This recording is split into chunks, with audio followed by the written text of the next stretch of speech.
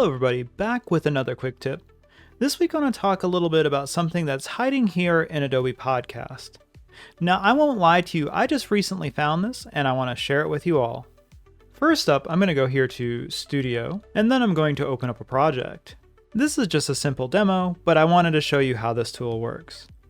First up, I want to give my project a title, so I'm going to come up here and edit, and I'm going to call this Robot Podcast. Then what I want to do is I want to come over here to download.